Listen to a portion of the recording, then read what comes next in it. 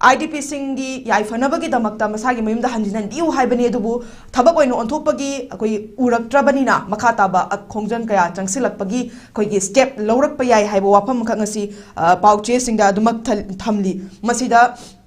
लेरिबा लेंगाक्सिना तसेंगनमकी IDP सिंगसिगी ओइरिबो वाफमसे कमाइना येंगली हाबिदुनि ओजा कमाइ थमिनी अजिक अइना ममांगदा हाइजगिबदुनेबो अकोइना CSO जी pressure group ने अयो जान इफ अजिकी नहान दिल्ली दे फमु बमी फमजे सुमाइना कनोना इवन पार्टी के प्रेसिडेंट ना तो नॉन पार्टी लो इनमंग नि कोइना आइजे बीजेपी खकनते पार्टी के प्रेसिडेंट सिंग जिना माई मागी पार्टी दे यावरिबा मोर्चा मया माई तारे मोइ जे को माइनॉरिटी की ट्राइबल की करी की लेना ST की करी की मोइ मैम से फसना एक्टिवेट तौरकांदा पार्टी जिने मथौ तौलगा पार्टी मनुंग द लेबा लीडर सिंग वोट लेबनिंग आइबा पार्टी के मेंबर सिंग अमदी पार्टी द फंपाइ दिबा सिंग देन साइगी पार्टी की हुजि हुजि वोट कारगा लेबा सिंग मोइ मैम से मोइ की सिटिंग जे खरा तोहेन मम संगे बो मोइ सिटिंग जे तोयब तारगदी रिजोल्यूशन अमा लाकने बा सरकार दा पालिबलिंगर सिदा सोशल वर्कर सिंग पॉलिटिशियन सिंग मरुइना पॉलिटिशियन सिंग वोट लेबनिंग बमी सिंग ना मतेंग पांगजन बगी ताइ बदबा म लेयबो अदुगी ताइ बदबदो मतेंग पांगजन दबा तारगदी समनायदा से कांगपोपी रोमदे लापदो कांगपोपी MLA देन अतोप पार्टी की ओपोजिशन की मेंबर को वोट काद्रगसु वोट लेपम मैम से इनवाइट तौरगा अखोई कहनी को पब्लिक की फोरम सागत्म तंगाइफदब लेबा सिदी हजिता अइगोंदा हंगीबो क्वेश्चन दुनेबको ngसाइगी से समना है कुकी CSO ना कुकी मरोन अदुम लोनबा अखोई CSO ना अखोई लोनदंग लोनबा सुमाइना सुम लोनरगा सुम लाबनिना ngसाइगी अपुनबा मा सागत्पगी रूम से क्या लागते बा अपन मसा गतो रूम लागता बसे कइनो गाना सेपरेट एडमिनिस्ट्रेशन डिमांड तो गाना MLA दिन से कसैगी मोइ से हंदोन मा चंगे हाय बसे मोइ की कांसेप्ट नि हंदोन लबनिना हंदो ए ना हाय बनिना कसैगी कहनी को पीपल की वॉइस से MLA ना ओइरिनी MLA सिंग ना ओइबनी पॉलिटिशियन सिंग ना ओइबनी अदुना पीपल की वॉइस से यानिंग मरोम दा लागना बोना दा पॉलिटिशियन सिंग से यूनाइट तो म ताई बदन दका ओइबा यूनाइट से कनाना तो हंदोइनो ना कंदा पार्टी की प्रेसिडेंट ना पार्टी की जनरल सेक्रेटरी ने याम तोइना मिफम सिंगसे कौरगा इबल मनुंगदा लापदा नोई सिक्योर ओइ लाओ हाइबो पोचे अखोइना ओइना कोकोमी ना ओइना हाई लेरेबा CSO ना ओइना हाई लेरेबा अमुको अखोइ म्याम ना हाई लेरे फोक्स अखोइ म्याम अदगे तै लेरिबा CSO म्याम ना हाई लेरेबको मसिगी पोचे पार्टी की साइड की ओपन इन्विटेशन अमा विथ सिक्योरिटी पिबिरकांदा अखोइ हुजिक लेरिबा केनोगी रिलीफ कैंप दा हंजन बकोसन बगी थबक सिंगसे अखोइ अमतंग पुण्य ताना मिनिसी कौबंगम दबसे कईनो है पोचने लाइसे अदुना पीपल की वॉइस ना हनगे है मतमदा होजिकी तुम नंबर 1 लेरे अनि रुबदा कईनो है कांदा मांगरबा कोई की लन तुम मैम सिगी केनो से गवर्नमेंट ने पीरिबा कंपेंसेशन सिगे चानरिब्रा अखोइना हनगे है तागा जो कोई लेरमिबा युमदो होजि लेबे आबो ओइरिब्रा अखोइ सोशल स्टेटस से हानागिदो रिकवर तो मतमदा गवर्नमेंट ना कलाई बो मतेंग पांगनी लाख मखाय अमा लागनी अमा अहुम अमा पीरगा सिवाय गा तमजलगा चलो हाइबदु यादो बतांग यावरकनेबो अदु मसुमुन येंगम चंगे देन ngसाइगी अहुम सुबदा आइ थमजनी से नान केनोदा अखोइगी फोक चौदा तौगिबो तौदोक्तुगी मतंग दा मिफा मिपुन लेब्रा कॉन्फिडेंस बिल्डिंग मेजर अमा तका ओइबको सिमा लेरे अदगी लास्टली आइना थमजनी से सरकार ने येंगल मेंगनिको अखोइगी चीफ सेक्रेटरी ना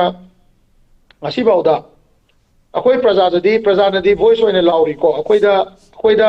कोइ हंजन जगे अखोइ पुनमिनरगे अखोइ चंगरगे अखोइ इसा मफमदा चंगगे नोइसु चंगो यारे अखोइ सिदा कनांतना केम तौरोय गायना CSO सिंगना हाइरिबा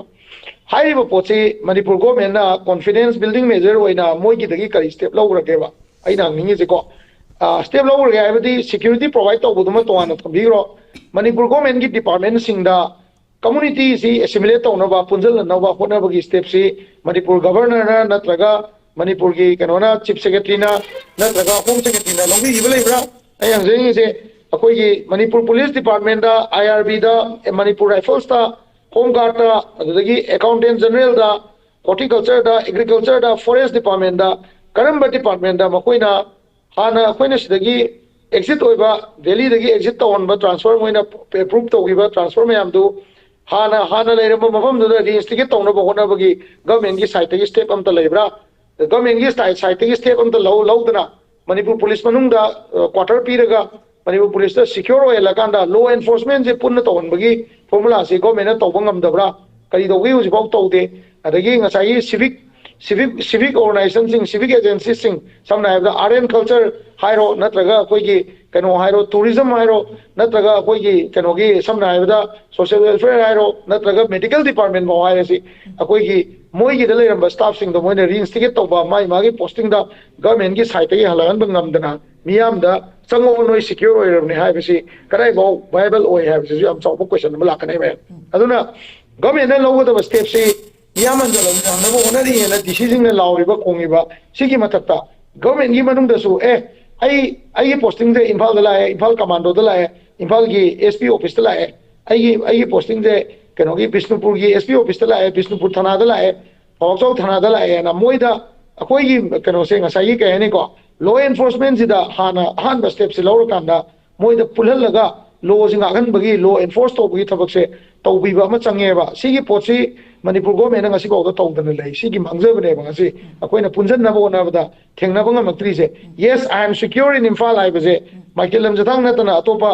ai hoi tumin di salam be ai ko akoi ju yengre tumin di salam be ai akoi ju kangpok bi da truck driver me ama tumin dum thorom be di ai wading angnam da be ai but ngasai agenda se media da lai ba agenda akoi gi yanade nataga hanjan bagi issue se lairi ai poche government na sigi media da propaganda ama nataga koina hujing nainari base masi government na mangan ngadam ne ba masi manga to sikam kan no different department da Chochanpur dagi Kangpokpi dagi Saipot dagi adagi kano dagi akoi gi hanglep dagi leramba thabak tobiramba mayam do masang sagi government job to masing do mai jaga da halalak ngambagi capacity ma daka hoi akoi romdai ju Manipur police ki official sing jawan sing asom da charan ngam bai daka hoi adugi secure zone do government gi manung da environment do leire ha kan da praja ki hoi damne ba government na toan na tangai da khaido thamaga moi manung da khaido thamaga akoi da hanjalo CRPF pi ge CAPF pi ge ade Gorkha regiment pi ge ade RRP ge kano Rashtriya Rifle pi ge Sikh regiment pi ge ha do akoi da confidence lai giro e ba sumaina ai si matek sumain tamjak